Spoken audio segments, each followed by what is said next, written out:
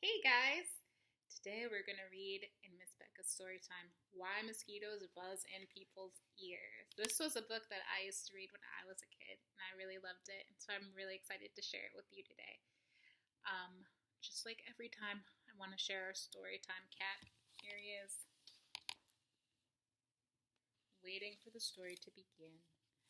So, Why Mosquitos Buzz in People's Ears is a folk tale from West Africa. Remember Babushka Baba Yaga? That was also a folk tale from Russia. This one's from South Africa. So folk tales are stories that have been passed on from generation to generation, and they sometimes tell important things about why things came to be. So this particular story is called a pourquoi tale. So a pourquoi means why in French. So it explains why things happen. So in this particular story, we're going to talk about why do mosquitoes buzz in people's ears? What's the story about that? So I want you to pay close attention and think about what makes us a pourquoi tale and what kind of book is it? Why mosquitoes buzz in people's ears.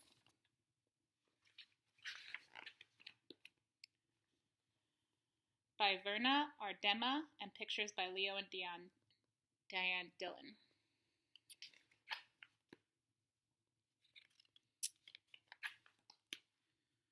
One morning, a mosquito saw an iguana drinking at a water hole. The mosquito said, "Iguana, you will never believe what I saw yesterday." "Try me," said the iguana. The mosquito said, "I saw a farmer digging yams that were almost as big as I am." "What's a mosquito compared to a yam?" snapped the iguana grumpily. "I would rather be deaf than listen to such nonsense." Then he stuck 2 sticks in his ears and went off, meck, meck, meck, meck, through the reeds. The iguana was still grumbling to himself when he happened to pass by a python. The snake raised his head and said, "Good morning, iguana." The iguana didn't answer, but lumbered on, bobbing his head, batamin, batamin. "Now, why won't he speak to me?" said the python to himself. "Iguana must be angry about something. I'm afraid he's plotting some mischief against me." He began looking for somewhere to hide. The first likely place that he found was a rabbit hole, and so he went in it. Wassa-woo, wassa-wassoo, wassa-wassoo. When the rabbit saw the big snake coming at her burrow, she was terrified. She scurried out through the back way and bounded, crick, crick, crick, across a clearing. So what do you notice about the animals so far? How are they kind of like people?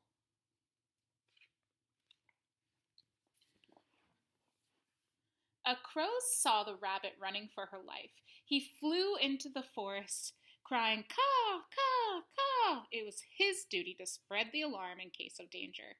A monkey heard the crow. He was sure that some dangerous beast was prowling near. He began screeching and leaping killy-willy through the trees and helped warn the other animals. As the monkey was crashing through the treetops, he happened to land on a dead limb. It broke and fell onto Owl's nest, killing one of the owlets. Uh-oh.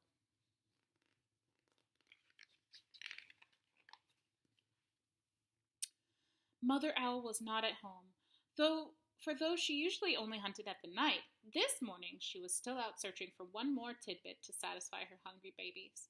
When she returned to the nest, she found one of them dead. Her other children told her that it was the monkey who had killed it.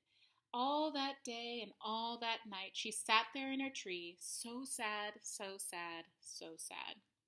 Now it was Mother Owl who woke the sun each day, so that dawn could come, but this time, when she should have hooted for the sun, she did not do it.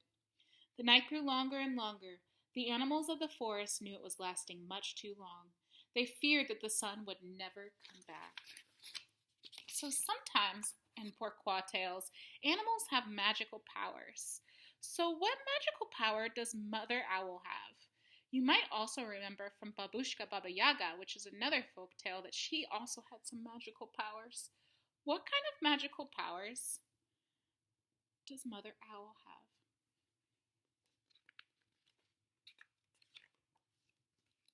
At last, King Lion came and called a meeting of the animals. They came, sat down, pem, pem, pem, around a council fire. Mother Owl did not come, so the antelope was sent to fetch her. When she arrived, the Lion King asked, Mother Owl, why have you not called the sun? The night has lasted long, long, and everyone is worried. Mother Owl said, Monkey killed one of my owlets. Because of that, I cannot bear to wake the sun. The king said to the gathered animals, Did you hear? It was the monkey who killed the owlet, and so now Mother Owl will not wake the sun, so the day cannot come. So why do you think that lion calls the meeting to begin with? About that. Then Lion called the monkey. He came before him nervously, glancing from side to side. Rim, rim, rim, rim. Monkey, said the king, why did you kill one of Mother Owl's babies? Oh, king, said the monkey, it was the crow's fault. He was calling and calling to warn us of danger, and I went leaping through the trees to help. A limb broke under me, and it fell on the owl's nest. The king said to the council, So it was the crow who alarmed the monkey who killed the owlet, and now Mother Owl won't wake the sun so the day cannot come.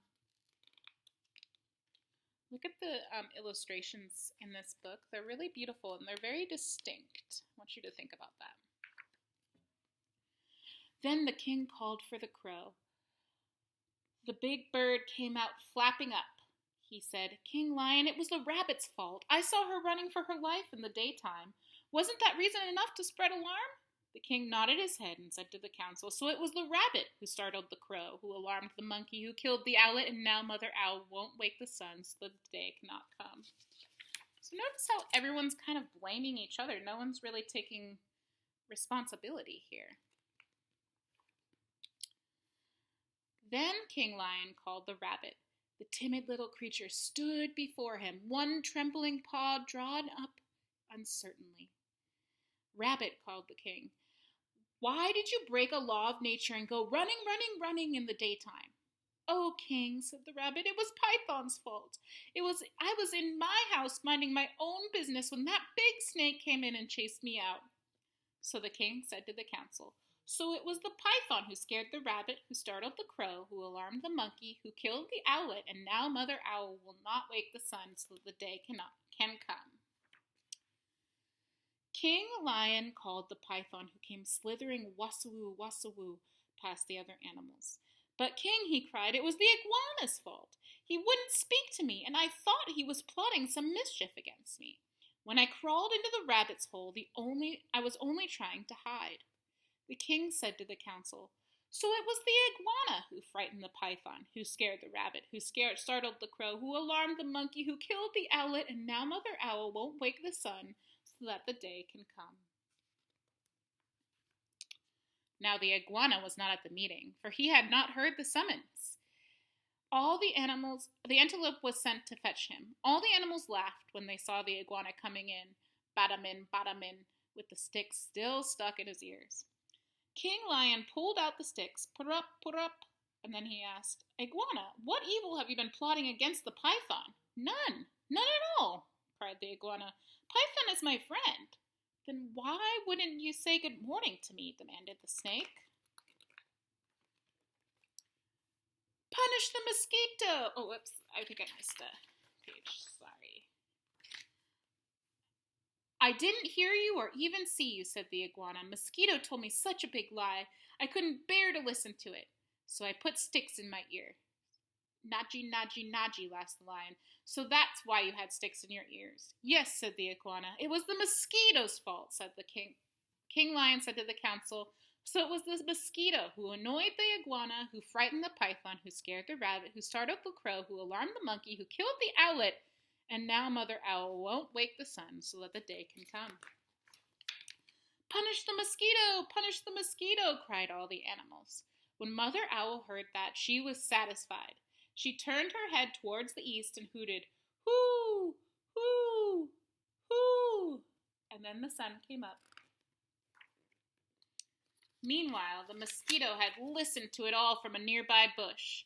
She kept under a curly leaf, and was never found and brought back before the council.